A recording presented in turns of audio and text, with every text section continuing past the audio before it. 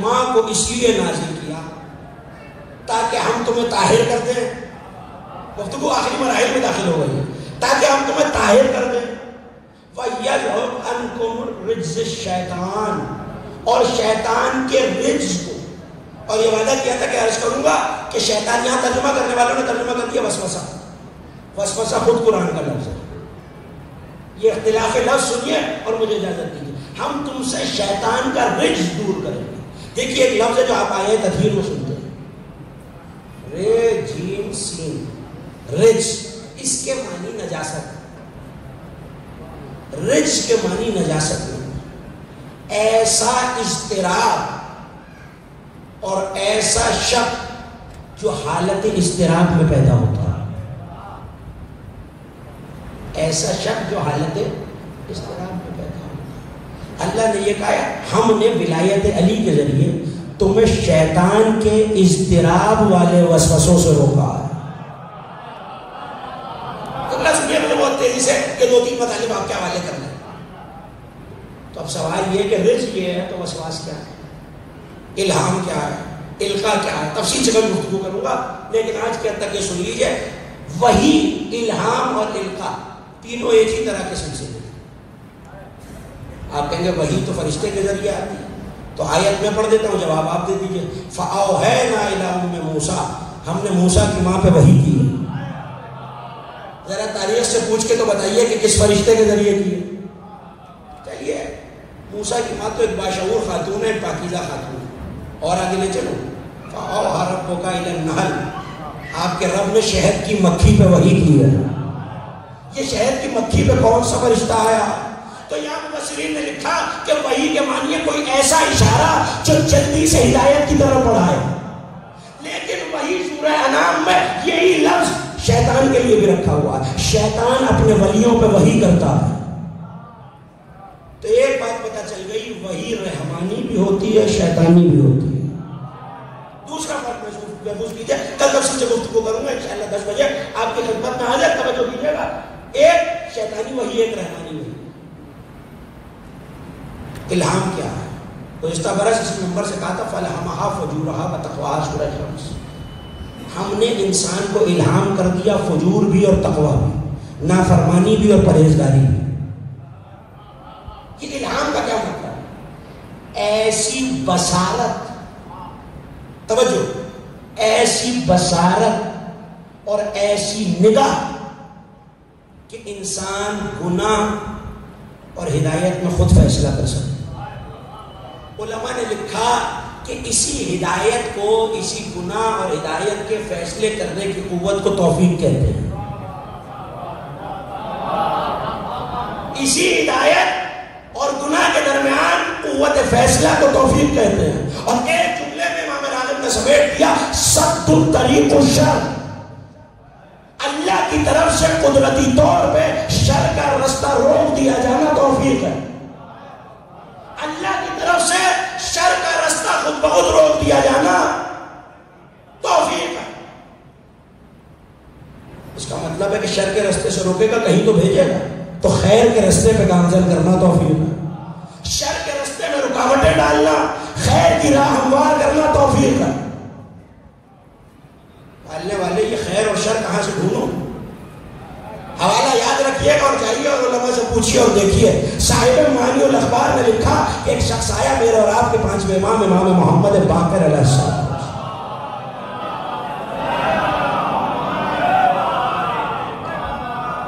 آگے کہ اللہ کا فرزند رسول، آذان میں ایک کلمہ ہے جس کے معنی مجھ پہ کھل نہیں رہے. توجہ، آذان میں ایک کلمہ ہے جس کے معنی مجھ پہ کھل نہیں رہے. مولا نے پوچھا کون سے؟ کہ جو ہم کہتے رہتے ہیں حی علی خیر العمل، حی علی خیر العمل، حی علی خیر العمل، تو یہ خیر عمل ہے کیا؟ جملہ سنیے اور جملے کی قدر کیجیے گا. یہ خیر عمل ہے کیا؟ پلٹ کے کہنے لگے بر فاطمہ و ولدھا سیدہ، اور ان کی اولاد سے نیکی کرنا ہی خیر عمل ہے. نا اتنی آسانی سے میں گفتگو آگے نہیں بڑھنے دوں گا. سیدہ اور ان کی آل خیر العمل ہے. تو یہ بھی میں بتاؤں کہ ہر چیز اپنے ضد سے پہچانی جاتی ہے. اگر یہ خیر ہے تو شر کس کو ہونا چاہیے؟ توفیق کا مطلب ہے شر کا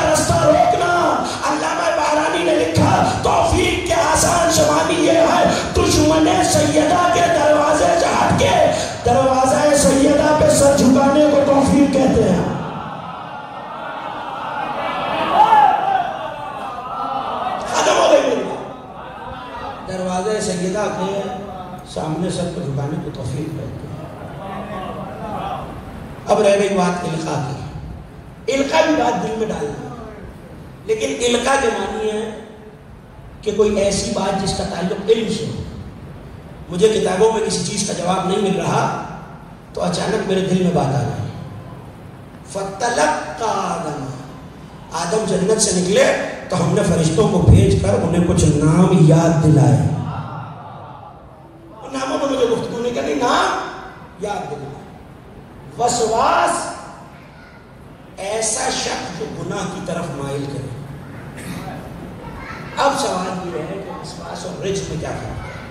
بس فرق اتنا ہے کہ گناہ میں وسوسہ پیدا کرنے میں شیطان عمل کرنے پہ مجبور نہیں کرتا، عمل کرنے میں مدد نہیں کرتا، صرف شک پیدا کر دیتا۔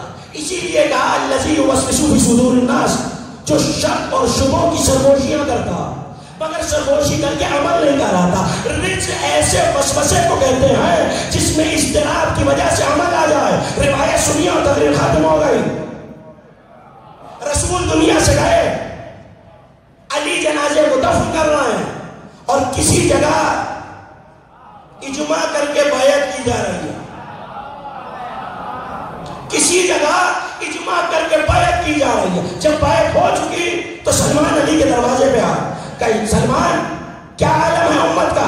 پلٹ کے کہنے لگے، تھوڑی دیر بیدار رہیے گا، پلٹ کے کہنے لگے لوگوں نے ایک شخص کی بیعت کی، حالانکہ رسول آپ کو مولا بنا کے گئے، لوگوں نے ایک شخص کی بیعت کی۔ جملہ سنیے، رجس وہ عمل ہے جس میں شیطان مدد بھی کرتا ہے، صرف وسوسہ نہیں کرتا۔ اچھا کس نے کیا؟ توجہ ہے جملہ آپ کے حوالے کرنا، جو پیچھے تشویق میں میرا بیان پہنچ رہا ہے۔ سب سے پہلے بیعت کس نے کی؟ کہ مولا نے فلاں نے فلاں نے فلاں نے فلاں کہ نہیں، میں اس جھوپڑی کے اندر ہونے والی بیعت کی بات نہیں کر رہا، وہ بیعت جو ممبر پہ ہوئی ہے، سب سے پہلے اس شخص کے ہاتھ پہ ہاتھ رکھ کے کس نے کہا ہے کہ میں تمہاری خلافت پہ خوش ہوں؟ جو حوالہ دینا چاہے میرے پاس آ جائے۔ سلمان گھبرا کے کہنے لگے مولا ایک شخص تھا، بوڑھا سا تھا، داڑھی لمبی تھی، عصا ٹیکا ہوا تھا، اور اس نے ہاتھ پھیلا کے یہ کہا کہ حمد ہے اس اللہ کی جس نے میرے مرنے سے پہلے مجھے تیری بیعت کا منظر دکھایا ہے۔ اور یہ کہہ کے وہ مسجد سے باہر نکلا۔ کہ سلمان تو نے جا کے دیکھا وہ کہاں گیا؟ کہ مولا میں نے بہت تلاش کیا، وہ غائب ہو گیا تھا، اور اسی نے سب سے پہلے بیعت کی، اور لوگوں نے اس کی تعصیب کرتے ہوئے، لوگوں نے جملہ ظاہر نہ کیجیے کہ لوگوں نے اس کی تعصیب کرتے ہوئے بیعت کی۔ مولا مسکرائے اور مسکرا کے کہنے لگے سلمان نہیں پہچانے، وہی تو شیطان تھا، وہی تو شیطان تھا، یہاں شیطان نے عمل کرنے میں مدد کیا۔ اب آیت کا ترجمہ سنیے، اور میں نے دعا کے لیے ہاتھ بلند کر دیے۔ ہم نے آسمان سے ولایت علی کو نازل کیا تاکہ شیطان کے سقیفہ والے رجس کو تم سے دور کر سکے۔ وآخر الدعوانا الحمدللہ۔ باراللہ ہماری اس عبادت کو اپنی بارگاہ میں قبول و مقبول فرمائے۔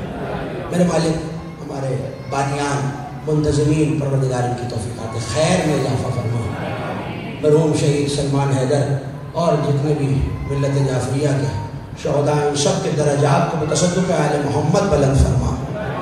میرے مالک جو بیمار ہیں اس ذکر کے صدقے میں، اپنے قرآن اور ان کے وارثوں کے صدقے میں ان سب کو شفا عاجلہ و کاملہ عطا فرما۔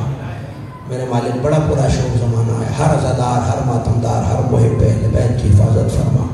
ہماری لاکھوں کروڑوں دعاؤں کی سب سے بڑی دعا یہی ہے، ہمارے وارث کے ظہور میں تعجیل فرما۔